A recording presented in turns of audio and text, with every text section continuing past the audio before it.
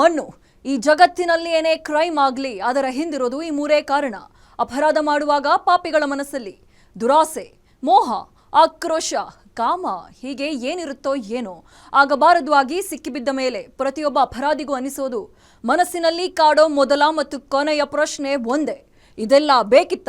ಇದೇ ಹೊತ್ತಿನ ವಿಶೇಷ ATM ರಾಬರ್ಸ್ ಅಂಡ್ ಹಂಟರ್ಸ್. ನಾನು ಕೀರ್ತಿಶ್ರೀ.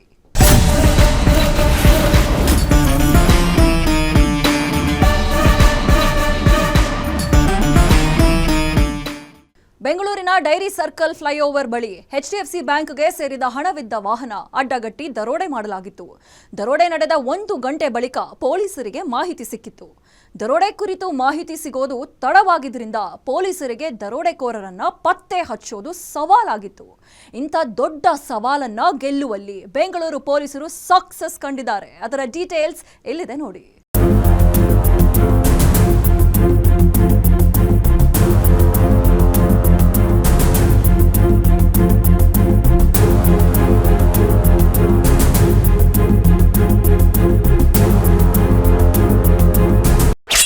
ನವೆಂಬರ್ 19, 2025 ಬುಧವಾರ ಮಧ್ಯಾಹ್ನ 2 ಗಂಟೆಗೆ ಸಮಯ.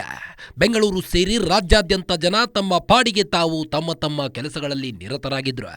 ಇದೇ ರೀತಿ ಬೆಂಗಳೂರಿನ JP ನಗರದಲ್ಲಿರುವ HDFC ಬ್ಯಾಂಕ್ನ ಹಣ ನಿರ್ವಹಣೆ ಮಾಡೋ CMS ಏಜೆನ್ಸಿಯಲ್ಲೂ ಸಹ ಸಿಬ್ಬಂದಿ ತಮ್ಮ ಕೆಲಸ ತಾವು ಮಾಡಿಕೊಂಡು ಆರಾಮವಾಗಿದ್ರು. ಈ ವೇಳೆ ಬಂದ ಸುದ್ದಿ ಕೇಳಿ ಜನ ಫುಲ್ ಶಾಕ್ ಆಗಿದ್ರು. ತಾವು ಕೇಳ್ತಿರೋ ಸುದ್ದಿ ನಿಜವೋ ಅಲ್ಲವೋ ಅಂತ ಮಗದೊಮ್ಮೆ ಸುದ್ದಿಯನ್ನ ಕನ್ಫರ್ಮ್ ಮಾಡಿಕೊಂಡ ಬಳಿಕ ಬಿಟ್ಟ ಕಣ್ಣು ಬಿಟ್ಟಂತೆ ಇದ್ದು ಹೋಗಿದ್ರು.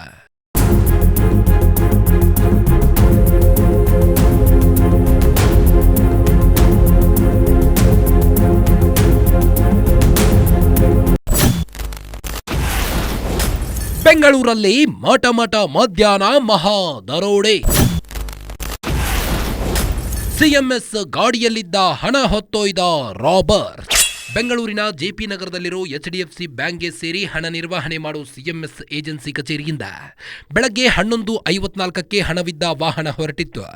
ಇದು ಹತ್ತಿರದಲ್ಲಿರೋ CC ಕ್ಯಾಮೆರಾಗಳಲ್ಲಿ ರೆಕಾರ್ಡ್ ಕೂಡ ಆಗಿದೆ. ಹೀಗೆ ಹೊರಟಿದ್ದ ವಾಹನ ಜಯನಗರ ಫಸ್ಟ್ ಬ್ಲಾಕ್ನಲ್ಲಿರೋ ಅಶೋಕ ಪಿಲ್ಲರ್ ಬಳಿಗೆ ಸುಮಾರು 12:25ಕ್ಕೆ ಬಂದಿತ್ತು. ಈ ವೇಳೆ ಕಾರಿನಲ್ಲಿ ಬಂದ ದರೋಡೆಕೋರರು ಆ ವಾಹನವನ್ನ ಅಡ್ಡಗಟ್ಟಿದ್ರು. ಏಜೆನ್ಸಿ ವಾಹನದಲ್ಲಿದ್ದ ಗನ್ಮ್ಯಾನ್ಗಳು ಮತ್ತು ಮತ್ತೊಬ್ಬ ಸಿಬ್ಬಂದಿಯನ್ನ ತಮ್ಮ ಕಾರಿಗೆ ಹತ್ತಿಸಿಕೊಂಡಿದ್ರು. ತಮ್ಮ ಕಾರ್ನಲ್ಲಿದ್ದ ಮೂವರನ್ನ ಏಜೆನ್ಸಿ ಕಾರಿಗೆ ಹತ್ತಿಸಿದ್ರು.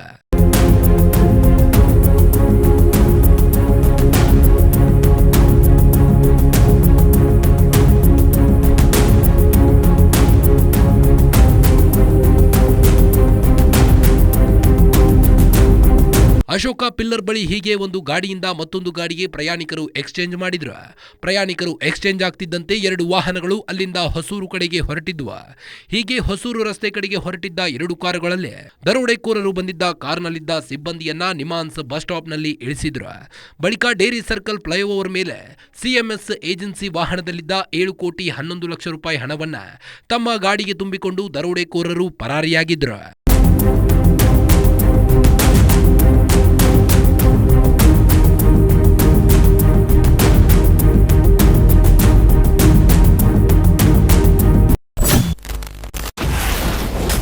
ದರೋಡೆ ನಡೆದ 1 ಗಂಟೆ ಬಳಿಕ ಪೊಲೀಸರಿಗೆ ಮಾಹಿತಿ. ದರೋಡೆಕೋರರ ಪತ್ತೆಗೆ ಪೊಲೀಸರಿಂದ ಕಾರ್ಯಾಚರಣೆ. ಮಧ್ಯಾಹ್ನ 12:25ಕ್ಕೆ ದರೋಡೆ ನಡೆದು ಹೋಗಿತ್ತು. ಆದರೆ ಕೂಡಲೇ ಪೊಲೀಸರಿಗೆ ಮಾಹಿತಿ ಸಿಕ್ಕಿರಲಿಲ್ಲ. ಪೊಲೀಸರಿಗೆ ಮಾಹಿತಿ ಸಿಗೋ ವೇಳೆಗೆ ಸುಮಾರು 1 ಗಂಟೆ ತಡವಾಗಿತ್ತು.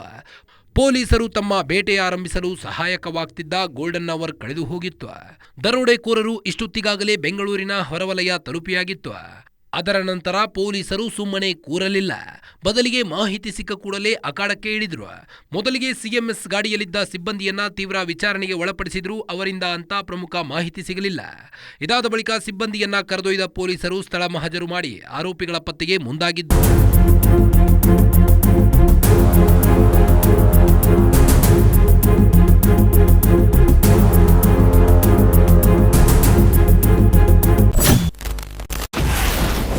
ಪೊಲೀಸರ ದಿಕ್ಕು ತಪ್ಪಿಸಲು ದರೋಡೆಕೋರರ ಪ್ಲಾನ್. ನಕಲಿ ನಂಬರ್ ಪ್ಲೇಟ್ ಬದಲಿಸಿ ಮಣ್ಣೆರಚಲು ಯತ್ನ.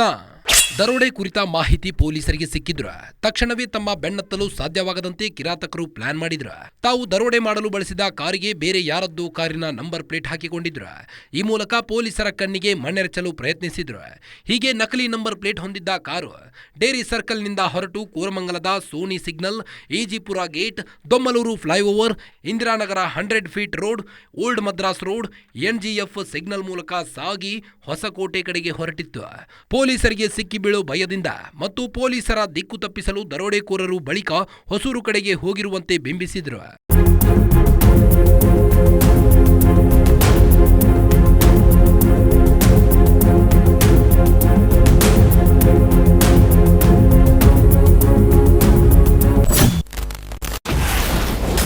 ಸಿಸಿ ಕ್ಯಾಮೆರಾಗಳಲ್ಲಿ ಸೆರೆಯಾಗದಂತೆ ಮುನ್ನೆಚ್ಚರಿಕೆ. 15 ದಿನಗಳಿಂದ ಸ್ಥಳ ಪರಿವೀಕ್ಷಣೆ ಮಾಡಿದ್ದ ರಾಬರ್ಸ್. ಬೆಂಗಳೂರಿನಲ್ಲಿ ಹಣವಿದ್ದ ವಾಹನವನ್ನ ದರೋಡೆ ಮಾಡಿದ್ದ ಕಿರಾತಕರು ಭರ್ಜರಿ ಪ್ಲಾನ್ ಮಾಡಿದ್ರು. ತಮ್ಮ ಗುರುತು ಪತ್ತೆಯಾಗದಂತೆ ಭಾರಿ ಮುನ್ನೆಚ್ಚರಿಕೆ ವಹಿಸಿದ್ರು. ತಮ್ಮ ಚಹರೆ ಬೇಗ ಗುರುತು ಸಿಗಬಾರದು ಅನ್ನೋ ಕಾರಣಕ್ಕೆ ಸಿಸಿ ಕ್ಯಾಮೆರಾಗಳಲ್ಲಿ ತಮ್ಮ ದೃಶ್ಯಗಳನ್ನ ಸರಿಯಾಗದಂತೆ ಮುನ್ನೆಚ್ಚರಿಕೆ ವಹಿಸಿದ್ರು. ತಾವು ಕೃತ್ಯ ಎಸಗೋ ಸ್ಥಳಗಳಲ್ಲಿ ಎಲ್ಲೆಲ್ಲಿ ಸಿಸಿ ಕ್ಯಾಮೆರಾಗಳನ್ನ ಅಳವಡಿಸಲಾಗಿದೆ ಅನ್ನೋ ಕುರಿತು 15 ದಿನಗಳಿಂದ ಪರಿವೀಕ್ಷಣೆ ಮಾಡಿದ್ರು. ಅಶೋಕ ಪಿಲ್ಲರ್ ಬಳಿ ಎಲ್ಲಿ ಸಿಸಿ ಕ್ಯಾಮೆರಾ ಇಲ್ಲ ಅನ್ನೋದನ್ನ ಗುರುತು ಹಾಕಿಕೊಂಡಿದ್ರು. ಇನ್ನು ಸಾಮಾನ್ಯವಾಗಿ ಫ್ಲೈಓವರ್ಗಳ ಮೇಲೆ ಸಿಸಿ ಕ್ಯಾಮೆರಾಗಳು ಇರಲ್ಲ ಅನ್ನೋದನ್ನ ಕನ್ಫರ್ಮ್ ಮಾಡಿಕೊಂಡಿದ್ದ ದರೋಡೆಕೋರರು ಆರಾಮವಾಗಿ ದರೋಡೆ ಮಾಡಿ ಎಸ್ಕೇಪ್ ಆಗಿದ್ರು.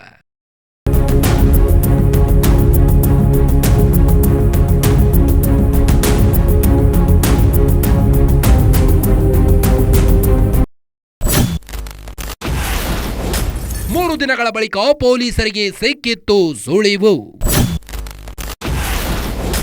ಏಜೆನ್ಸಿ ಉದ್ಯೋಗಿ ಜೊತೆ ಪೊಲೀಸ್ ಅಪ್ಪನಿಗಿತ್ತು ಲಿಂಕ್. ಬೆಂಗಳೂರಿನಲ್ಲಿ ದರೋಡೆಯಾಗಿದೆ ಅಂತ ಗೊತ್ತಾಗ್ತಿದ್ದಂತೆ ಪೊಲೀಸರು ಅಖಾಡಕ್ಕೆ ಇಳಿದಿದ್ರು. ಆದರೆ ದರೋಡೆಕೋರರ ಕುರಿತು ಸಣ್ಣ ಸುಳಿವು ಕೂಡ ಸಿಕ್ಕಿರಲಿಲ್ಲ. ಇದರಿಂದ ಬೆಂಗಳೂರು ಪೊಲೀಸರು ಎದೆಗುಂದಿರಲಿಲ್ಲ. ಬದಲಿಗೆ ದರೋಡೆಕೋರರ ಹೆಡೆಮುರಿ ಕಟ್ಟೋ ಸಂಕಲ್ಪ ತೊಟ್ಟಿದ್ರು. ಹೇಗಾದ್ರೂ ಮಾಡಿ ಬೆಂಗಳೂರಿನಲ್ಲಿ ರಾಬರಿ ಮಾಡಿ ಎಸ್ಕೇಪ್ ಆಗಿರೋ ಖತರ್ನಾಕ್ ಕೇಡಿಗಳನ್ನ ಹಿಡಿಯಲೇಬೇಕು ಅಂತ ಪೊಲೀಸರು ಡಿಸೈಡ್ ಮಾಡಿಯಾಗಿತ್ತು. ಹೀಗೆ ಡಿಸೈಡ್ ಮಾಡಿದ ಪೊಲೀಸರು ಮೊದಲಿಗೆ CMS ಏಜೆನ್ಸಿ ಸಿಬ್ಬಂದಿ ಮೇಲೆ ಅನುಮಾನವನ್ನು ವ್ಯಕ್ತಪಡಿಸಿದ್ರು.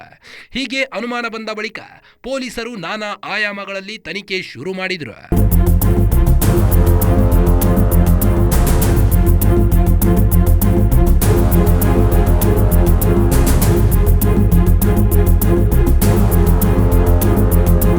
ಬೆಂಗಳೂರಿನಲ್ಲಿ ದರೋಡೆ ನಡೆದ 3 ದಿನಗಳ ಬಳಿಕ ಪೊಲೀಸರಿಗೆ ಒಂದು ಸಣ್ಣ ಸುಳಿವು ಸಿಕ್ಕಿತ್ತು. CMS ಕಂಪನಿಯಲ್ಲಿ ವಾಹನಗಳ ನಿರ್ವಹಣೆ ಮಾಡ್ತಿದ್ದ ಗೋಪಿ ಅನ್ನೋನ ವಿಚಾರಣೆ ವೇಳೆ ಒಂದು ಕ್ಲೂ ಕೂಡ ಸಿಕ್ಕಿತ್ತು. ಪೊಲೀಸರಿಗೆ ಗೋಪಿ ಮೇಲೆ ಅನುಮಾನ ಬಂದು ಆತನ ವಿಚಾರಣೆ ಆರಂಭಿಸಿದ್ರು. ಈ ವೇಳೆ ಆತನ ಮೊಬೈಲ್ ಪರಿಶೀಲನೆ ಮಾಡಿದಾಗ ಆತನಿಗೂ ಗೋವಿಂದಪುರ ಠಾಣೆಯಲ್ಲಿ ಕಾನ್ಸ್ಟೇಬಲ್ ಆಗಿರೋ ಅಣ್ಣಪ್ಪ ನಾಯಕನಿಗೂ ಪರಿಚಯವಿದೆ ಅನ್ನೋದು ಗೊತ್ತಾಗಿತ್ತು. ಜೊತೆಗೆ ಇಬ್ಬರು ನಿರಂತರ ಸಂಪರ್ಕದಲ್ಲಿದ್ದಾರೆ ಅನ್ನೋ ವಿಚಾರ ಬೆಳಕಿಗೆ ಬಂದಿತ್ತು. ಈ ವಿಚಾರ ಗೊತ್ತಾಗ್ತಿದ್ದಂತೆ ಪೊಲೀಸರು ಫುಲ್ ಅಲರ್ಟ್ ಆಗಿದ್ರು.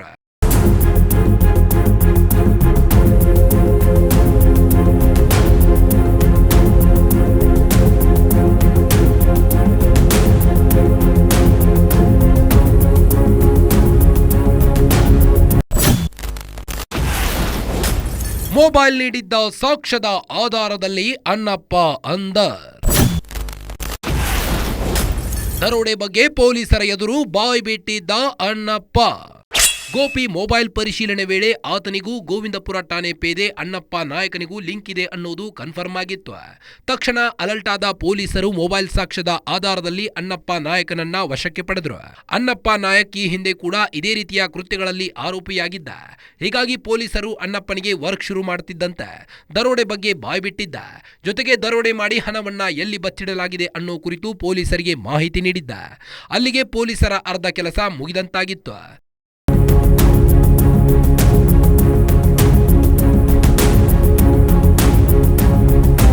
ಗೋಪಿಯ ಮೊಬೈಲ್ ನೀಡಿದ ಸುಳಿವು ಅಣ್ಣಪ್ಪ ಲಾಕ್ ಆಗುವಂತೆ ಮಾಡಿತ್ತು. ಅಣ್ಣಪ್ಪನಿಗೆ ವರ್ಕ್ ಮಾಡಿದ ಮೇಲೆ ದರೋಡೆ ಮಾಡಿದ ಹಣ ಎಲ್ಲಿದೆ ಅನ್ನೋದು ಗೊತ್ತಾಗಿತ್ತು. ಜೊತೆಗೆ ದರೋಡೆಯಲ್ಲಿ ಮತ್ತೊಬ್ಬ ಕ್ಷೇವಿಯರ್ ಅನ್ನೋನು ಕೂಡ ಇದ್ದಾನೆ ಅನ್ನೋ ಮಾಹಿತಿ ಸಿಕ್ಕಿತ್ತು. ಹೀಗಾಗಿ ಪೊಲೀಸರು ಗೋಪಿ, ಅಣ್ಣಪ್ಪ, ಕ್ಷೇವಿಯರ್ ಅನ್ನೋ ಮೂವರನ್ನ ಬಂಧಿಸಿ ಸುಮಾರು 5,75 ಲಕ್ಷ ಹಣವನ್ನ ವಶಪಡಿಸಿಕೊಂಡಿದ್ದಾರೆ. ಈ ಮೂಲಕ ಬೆಂಗಳೂರಿನಲ್ಲಿ ನಡೆದಿದ್ದ ದರೋಡೆ ಪ್ರಕರಣದಲ್ಲಿ ದೊಡ್ಡ ಸಂಚು ಭೇದಿಸಿ ಪೊಲೀಸರು ನಿರಾಳರಾಗುವಂತೆ ಮಾಡಿದ್ದಾರೆ. ಇದು ದರೋಡೆ ನಡೆದ ದಿನದಿಂದ ಇಲ್ಲಿಯವರೆಗೆ ಆಗಿರೋ ಘಟನೆಗಳು. ಆದರೆ ಇವರು ದರೋಡೆ ಅದ್ಯಾವ ಪರಿಯಲ್ಲಿ ಸ್ಕೆಚ್ ಹಾಕಿದ್ರು, ಎಷ್ಟು ದಿನದಿಂದ ದರೋಡೆ ಹೊಂಚು ಹಾಕಿ ಕೂತಿದ್ರು. ಸಣ್ಣ ಸುಳಿವು ಸಿಗದಂತೆ ದರೋಡೆ ಮಾಡಿ ಪರಾರಿ ಆಗಿದ್ದವರನ್ನ ಪೊಲೀಸರು ಹಿಡಿದಿದ್ದು ಹೇಗೆ? ಬೆಂಗಳೂರಲ್ಲಿ ದರೋಡೆ ಮಾಡಿದ ದರೋಡೆಕೋರರು ಹಾಕಿದ್ದ ಪ್ಲಾನ್ ಅದ್ಯಾವ ಸಿನಿಮಾಗೂ ಕಡಿಮೆ ಇಲ್ಲ. ದೊಡ್ಡ ದೊಡ್ಡ ದರೋಡೆಗಳನ್ನೇ ಮೀರಿಸಿದ ರೀತಿ ಈ ಬಾರಿ ಢಕಾಯಿತಿ ನಡೆದಿತ್ತು. ಹಣ ತುಂಬುವ ವಾಹನವನ್ನೇ ಟಾರ್ಗೆಟ್ ಮಾಡಿ 3 ತಿಂಗಳಿಂದ ಸ್ಕೆಚ್ ಹಾಕಿದ್ರು. ತಮ್ಮ ಪ್ಲಾನ್ ಸರಿಯಾಗಿ ಕಾರ್ಯರೂಪಕ್ಕೆ ಬರಲು 15 ದಿನಗಳಿಂದ ರಿಹರ್ಸಲ್ ಕೂಡ ಮಾಡಿದ್ರಂತೆ. ಹೇಗಿತ್ತು ದರೋಡೆಕೋರರ ಪ್ಲಾನ್ ಅಂತ ನೀವೇ ನೋಡಿ.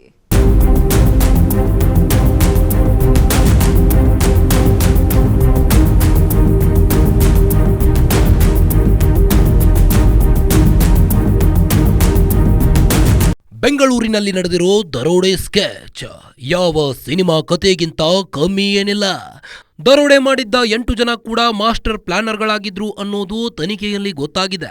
ಪೊಲೀಸರ ದಿಕ್ಕು ತಪ್ಪಿಸೋದು ಹೇಗೆ, ಪೊಲೀಸರು ತಮ್ಮನ್ನ ಪತ್ತೆ ಹಚ್ಚದಂತೆ ಮಾಡಲು ಏನೇನು ಮಾಡಬೇಕು ಅಂತ ಮೊದಲೇ ಪಕ್ಕಾ ಪ್ಲಾನ್ ಮಾಡಿದ್ರು. ಪೊಲೀಸರಿಗೆ ಸಣ್ಣ ಸುಳಿವು ಸಿಕ್ಕಿದ್ರು, ಪ್ಲಾನ್ ಫೇಲ್ ಆಗುತ್ತೆ ಅನ್ನೋದನ್ನ ಅರಿತಿದ್ರು. ಕೇವಲ ಪ್ಲಾನ್ ಮಾಡೋದೇ ಮಾತ್ರವಲ್ಲ, ಅದಕ್ಕೆ ರಿಹರ್ಸಲ್ ಕೂಡ ಮಾಡಿದ್ರಂತೆ. ಹೀಗೆ ಯಾವುದೇ ಸುಳಿವು ಸಿಗದೆ ಇದ್ದ ಕೇಸ್ ಟ್ರೇಸ್ ಔಟ್ ಮಾಡುವಲ್ಲಿ ಪೊಲೀಸರು ಭರ್ಜರಿ ಯಶಸ್ಸು ಕಂಡಿದ್ದಾರೆ.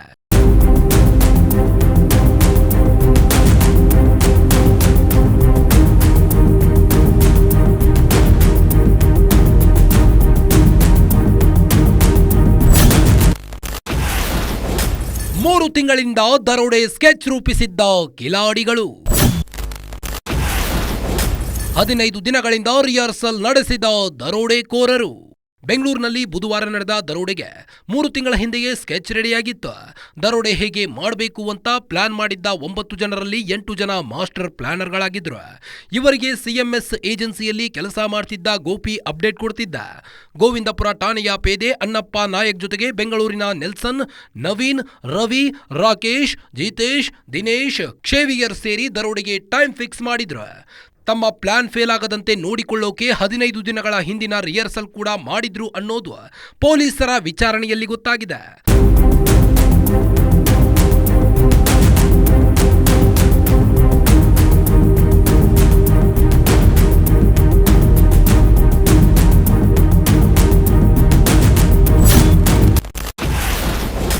ಅಶೋಕ ಪಿಲ್ಲರ್ ಬಳಿ ತಡೆ, ಫ್ಲೈಓವರ್ ಮೇಲೆ ದರೋಡೆ.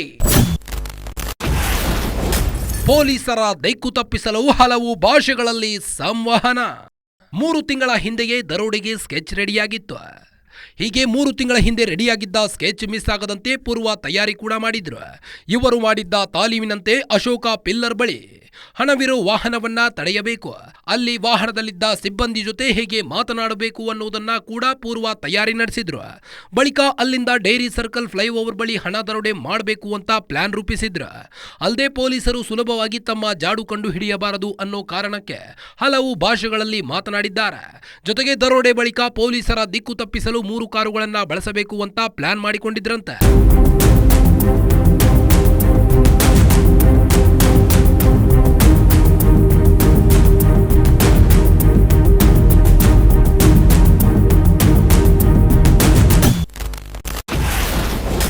ಡಿಜಿಟಲ್ ಫುಟ್ ಪ್ರಿಂಟ್ ತಪ್ಪಿಸಲು ಫೋನ್ ಬಳಕೆ ನಿಷಿದ್ಧ.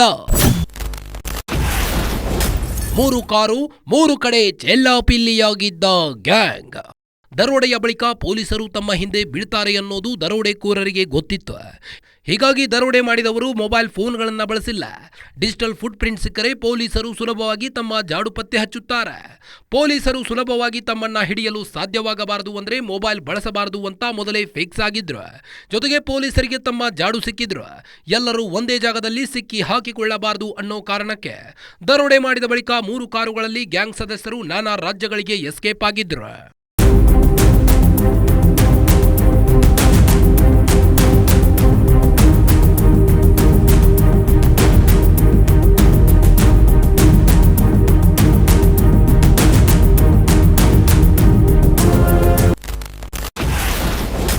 ಪೊಲೀಸರ ಚಲನವಲನದ ಮಾಹಿತಿ ನೀಡ್ತಿದ್ದ ಅಣ್ಣಪ್ಪ. ನಾಕಾಬಂದಿಯ ಇಂಚಿಂಚು ಮಾಹಿತಿಯಾಗಿತ್ತು ಲೀಕ್.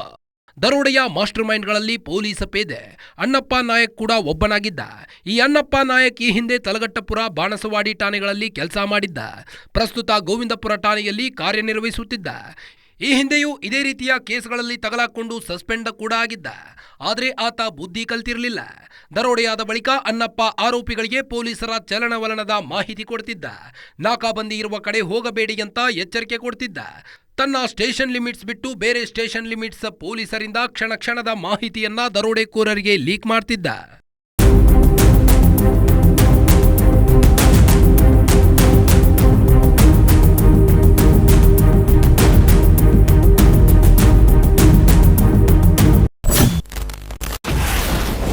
ಗೋಪಿ ಮೊಬೈಲ್ನಲ್ಲಿ ಸಾಕ್ಷ್ಯ ಸಿಕ್ಕಿದ್ದರಿಂದ 3 ಜನ ಅರೆಸ್ಟ್. ಅಣ್ಣಪ್ಪ ಗೋಪಿ ರೀಚ್ ಆಗುವ ಮೊದಲೇ ಪೊಲೀಸರ ಕ್ರಮ. ಬೆಂಗಳೂರಿನಲ್ಲಿ ದರೋಡೆ ಮಾಡಿದ ಬಳಿಕ ದರೋಡೆಕೋರರು ಮೊಬೈಲ್ ಬಳಸಬಾರದು ಅಂತ ಮೊದಲೇ ನಿರ್ಧರಿಸಿದ್ರು. ದರೋಡೆಯಾದ ಬಳಿಕ ತಾವು ಎಲ್ಲಿ ಸೇರಬೇಕು, ಹಣ ಹೇಗೆ ಹಂಚಿಕೊಳ್ಳಬೇಕು ಅಂತ ಮೊದಲೇ ಡಿಸೈಡ್ ಮಾಡಿಕೊಂಡಿದ್ರು. ಇದರಂತೆ ಆಂಧ್ರ ಪ್ರದೇಶದ ಚಿತ್ತೂರು ಜಿಲ್ಲೆಯಲ್ಲಿ ಒಂದು ಸ್ಪಾಟ್ ಫಿಕ್ಸ್ ಮಾಡಿದ್ರು. ದರೋಡೆಯಾದ ಬಳಿಕ ಅಣ್ಣಪ್ಪ ಮತ್ತು ಗೋಪಿ ಅಲ್ಲಿಗೆ ತಲುಪಬೇಕಿತ್ತು. ಆದರೆ ಅಣ್ಣಪ್ಪ ಮತ್ತು ಗೋಪಿ ಅಲ್ಲಿಗೆ ರೀಚ್ ಆಗಿರಲಿಲ್ಲ. ಇದರಿಂದ ಗೊಂದಲಕ್ಕೆ ಒಳಗಾದ ಗ್ಯಾಂಗ್ ಸದಸ್ಯರು ಬೇರೆ ಬೇರೆ ಕಡೆ ಎಸ್ಕೇಪ್ ಆಗಿದ್ರು. ಗೋಪಿ ಮತ್ತು ಅಣ್ಣಪ್ಪ ಲೊಕೇಶನ್ಗೆ ರೀಚ್ ಆಗೋ ಮೊದಲೇ ಪೊಲೀಸರು ಅಲ್ಲಿಗೆ ತಲುಪಿ 7,76,00,000 ಹಣವನ್ನ ವಶಕ್ಕೆ ಪಡೆದಿದ್ದಾರೆ. ಅಮೌಂಟ್ ಸದ್ಯಕ್ಕೆ 5,76,00,000 ಸೀಸ್ ಆಗಿದೆ. ಉಳಿದ ಅಮೌಂಟ್ ಬಗ್ಗೆ ಕೂಡ ಮಾಹಿತಿ ಬರ್ತಾ ಇದೆ. ಅದನ್ನು ಶೀಘ್ರವಾಗಿ ನಾವು ಮಾಡ್ತೀವಿ. ಸದ್ಯಕ್ಕೆ 3 ಜನ ಆರೋಪಿ ಸಿಕ್ಕಿದ್ದಾರೆ. ಇನ್ನೂ ಆರೋಪಿ ಸಿಗಬೇಕು, 5-6 ಜನ ಆರೋಪಿ ಸಿಗಬೇಕು. ಅದರ ಬಗ್ಗೆ ಕೂಡ ನಮ್ಮ ಟೀಮ್ ಅವ್ರಿಗೆ ಇನ್ಫಾರ್ಮೇಷನ್ ಇದೆ. ಅವರು ಅರೆಸ್ಟ್ ಮಾಡ್ತಾರೆ. ಕಳೆದ 3 ತಿಂಗಳಿಂದ ಪ್ಲ್ಯಾನ್ ಮಾಡಿದರು ಮತ್ತು 15 ದಿವಸದಿಂದ ರೆಕಿ ಮಾಡ್ತಾಯಿದ್ರು. ಸೊ ಅದಕ್ಕೋಸ್ಕರ ಅವರು ತುಂಬ ಒಳ್ಳೆ ರೀತಿಯಿಂದ ಪ್ಲ್ಯಾನ್ ಮಾಡ್ಕೊಂಡಿದ್ರು. ಬಟ್ ನಮ್ಮ ಅಷ್ಟೇ ಚೆನ್ನಾಗಿ ನಮ್ಮ ಪೊಲೀಸರು ಕೆಲಸ ಮಾಡಿ ತಕ್ಷಣ ಕೇಸ್ಗೆ ಡಿಟೆಕ್ಟ್ ಮಾಡಿದ್ರು. ಕರ್ನಾಟಕ, ಕೇರಳ, ತಮಿಳುನಾಡು, ತೆಲಂಗಾಣ, ಆಂಧ್ರ, ಗೋವಾ ಅಲ್ಲಿ ನಮ್ಮ ಟೀಮ್ ಅವರು ಕೆಲಸ ಮಾಡಿ ಅಲ್ಲಿಂದ ಫಾಲೋ ಅಪ್ ಮಾಡಿ ಇದು ಒಂದು ಯಶಸ್ವಿ ತಂದಿರೋದು. ಪೊಲೀಸ್ ಇಲಾಖೆ ಅದು ಈ ಸ್ಮಾಲ್ ಇಲ್ಲಿ ದೊಡ್ಡ ಕೆಲಸ ಇರಲಿ, ಇದು ಟೀಮ್ ವರ್ಕ್ ಇರ್ತದೆ. ಆ ಟೀಮ್ ವರ್ಕಲ್ಲಿ ನಮ್ಮವರು ಒಳ್ಳೆ ಕೆಲಸ ಮಾಡಿದ್ದಾರೆ. ಅದಕ್ಕೆ ನಾನು 5 ಲಕ್ಷ ರಿವಾರ್ಡ್ ಘೋಷಿಸಿದ್ದೇನೆ. ಹೈದರಾಬಾದ್ನಲ್ಲಿ ಅವಿತಿದ್ದ 3 ಕಾಕಿಗೆ ಲಾಕ್. ಬಂಧಿತರಿಂದ ಮತ್ತೆ 70 ಲಕ್ಷ ರೂಪಾಯಿ ಹಣ ರಿಕವರಿ. ಬೆಂಗಳೂರಿನಲ್ಲಿ ದರೋಡೆ ಮಾಡಿದ ಬಳಿಕ ಆಂಧ್ರ ಪ್ರದೇಶದ ಚಿತ್ತೂರಿಗೆ ಹೋಗಿದ್ದ ದರೋಡೆಕೋರರು ಅಲ್ಲಿಂದ ಬೇರೆ ಬೇರೆ ಕಡೆಗೆ ಎಸ್ಕೇಪ್ ಆಗಿದ್ರು. ಇವರಲ್ಲಿ 3 ತೆಲಂಗಾಣದ ರಾಜಧಾನಿ ಹೈದರಾಬಾದ್ನ ಲಾಡ್ಜ್ ಒಂದರಲ್ಲಿ ಅವಿತುಕೊಂಡಿದ್ರು. ಆರೋಪಿಗಳು ಹೈದರಾಬಾದ್ನಲ್ಲಿದ್ದಾರೆ ಅನ್ನೋ ಖಚಿತ ಮಾಹಿತಿ ಸಿಕ್ಕ ಬಳಿಕ ಪೊಲೀಸರು ನೆಲ್ಸನ್, ರವಿ ಹಾಗೂ ನವೀನ್ ಅನ್ನೋ 3ರನ್ನ ಬಂಧಿಸಿದ್ದಾರೆ. ಅವರ ಬಳಿಯಿಂದ ಸುಮಾರು 70 ಲಕ್ಷ ರೂಪಾಯಿ ಹಣವನ್ನ ವಶಕ್ಕೆ ಪಡೆದುಕೊಂಡಿದ್ದಾರೆ. ಈ ಮೂಲಕ ದರೋಡೆಯಾಗಿದ್ದ 7,11,00,000 ರೂಪಾಯಿ ಹಣದಲ್ಲಿ 6,46,00,000 ರೂಪಾಯಿ ಜಪ್ತಿ ಮಾಡಲಾಗಿದೆ. ಈ ಪ್ರಕರಣದಲ್ಲಿ ಇನ್ನೂ 2 ಆರೋಪಿಗಳು ತಲೆಮರೆಸಿಕೊಂಡಿದ್ದು ಅವರ ಪತ್ತೆಗೆ ಕ್ರಮ ಕೈಗೊಳ್ಳಲಾಗಿದೆ.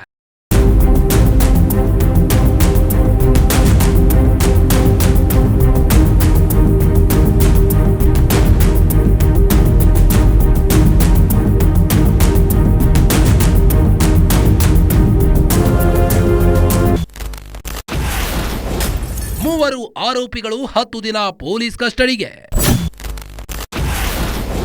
ಸಿದ್ದಾಪುರ ಪೊಲೀಸರಿಂದ ಆರೋಪಿಗಳ ತೀವ್ರ ತನಿಖೆ. ದರೋಡೆ ಕೇಸ್ನಲ್ಲಿ ಬಂಧನಕ್ಕೆ ಒಳಗಾಗಿರೋ 3 ಆರೋಪಿಗಳಾದ ಅಣ್ಣಪ್ಪ, ಕ್ಷೇವಿಯರ್, ಗೋಪಿಯನ್ನ ಪೊಲೀಸರು ನ್ಯಾಯಾಲಯಕ್ಕೆ ಹಾಜರುಪಡಿಸಿದ್ರು. ಈ ವೇಳೆ ಆರೋಪಿಗಳ ಹೆಚ್ಚಿನ ವಿಚಾರಣೆ ನಡೆಸಬೇಕಿರುವುದರಿಂದ 10 ದಿನ ಪೊಲೀಸ್ ಕಸ್ಟಡಿಗೆ ನೀಡಿ ಅಂತ ಪೊಲೀಸರು ಮನವಿ ಮಾಡಿದ್ರು. ಪ್ರಕರಣದಲ್ಲಿ ಇನ್ನೂ ಹಲವು ಆರೋಪಿಗಳ ಬಂಧನ ಆಗಬೇಕಿರೋ ಕಾರಣ ನ್ಯಾಯಾಲಯ 10 ದಿನ ಪೊಲೀಸ್ ಕಸ್ಟಡಿಗೆ ನೀಡಿ ಆದೇಶವನ್ನು ಹೊರಡಿಸಿದೆ. 3 ಜನ ಅಕ್ಯೂಸ್ನ ಪ್ರೊಡ್ಯೂಸ್ ಮಾಡಿದ್ರು. 3 ಜನರಲ್ಲಿ ನಾನು I am appearing for A1 and 3, Jaiveer ಮತ್ತು ಗೋಪಾಲ್ ಇಬ್ಬರಿಗೆ ನಾನು ಅಪಿಯರ್ ಆಗಿದ್ದೀನಿ. ಅದರಲ್ಲಿ I file a bail application ವಕಾಲತ್ ಬಿಫೋರ್ ದ ಕೋರ್ಟ್ ಪರ್ಮಿಷನ್ ತಗೊಂಡು ವಕಾಲತ್ನಾಮ ತಗೊಂಡು ಫೈಲ್ ಮಾಡಿದ್ದೀನಿ. ಇವರು ಪೊಲೀಸವರು 10 ದಿನ ಪೊಲೀಸ್ ಕಸ್ಟಡಿ ಬೇಕು. ಇನ್ನೂ ರಿಕವರಿ ಅಮೌಂಟ್ ಇದೆ. ಈಗ ಆಲ್ಮೋಸ್ಟು 80% ರಿಕವರಿ ಆಗಿದೆ. ಇನ್ನೂ ರಿಕವರಿ ಆಗಬೇಕು ಅಂತೇಳಿ ಪೊಲೀಸ್ ಕಸ್ಟಡಿಗೆ ಕೇಳಿದ್ರು. ನಾನು ಅಬ್ಜೆಕ್ಟ್ ಮಾಡಿದೆ. ಅಟ್ಲೀಸ್ಟು ಒಂದು 5-6 ಡೇಸ್ ಆದರೂ ಕೊಡಿ, ನಾಟ್ ನೆಸೆಸರಿ ದೋಸ್ ಡೇಸ್ ಅಂತೇಳಿ ನಾನು ಅಬ್ಜೆಕ್ಟ್ ಮಾಡಿದೆ. 10 ಡೇಸ್ ಪೊಲೀಸ್ ಕಸ್ಟಡಿ ಕೊಟ್ಟಿದ್ದಾರೆ. Let and C, investigation is going on. ನೋಡೋಣ ಯಾರು ತಪ್ಪು ಮಾಡಿದ್ದಾರೆ, ಏನು ಎತ್ತ ಅಂತೇಳಿ ಇನ್ವೆಸ್ಟಿಗೇಷನ್ ಮಾಡಲಿ, ಅಗೈನ್ ಪ್ರೊಡ್ಯೂಸ್ ಮಾಡಲಿ, ಲೀವ್ ದ ಕೋರ್ಟ್.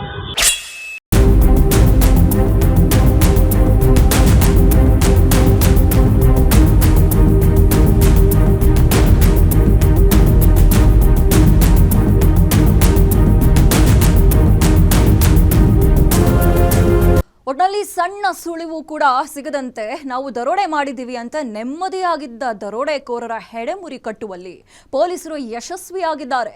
ಮೊಬೈಲ್ ನೀಡಿದ ಚಿಕ್ಕ ಸಾಕ್ಷ್ಯದಿಂದ ದರೋಡೆಕೋರರನ್ನ ಬಂಧಿಸಲಾಗಿದೆ. ಇದುವರೆಗೆ ಸುಮಾರು 6 ಜನರನ್ನ ಬಂಧಿಸಿದ್ದು, ಉಳಿದವರ ಬಂಧನಕ್ಕೆ ಪೊಲೀಸರು ಗಾಳ ಹಾಕಿದ್ದಾರೆ. ಅವರು ಕೂಡ ಶೀಘ್ರವೇ ಬಲೆಗೆ ಬೀಳೋದು ಪಕ್ಕಾ ಅಂತ ಪೊಲೀಸರು ವಿಶ್ವಾಸ ವ್ಯಕ್ತಪಡಿಸಿದ್ದಾರೆ. ಇದಾಗಿತ್ತು ಈ ಹೊತ್ತಿನ ವಿಶೇಷ. ನೋಡ್ತಾ ಇರಿ ಇದು ಗ್ಯಾರಂಟಿ ನ್ಯೂಸ್, ಸುದ್ದಿ ಖಚಿತ, ನ್ಯಾಯ ನಿಶ್ಚಿತ.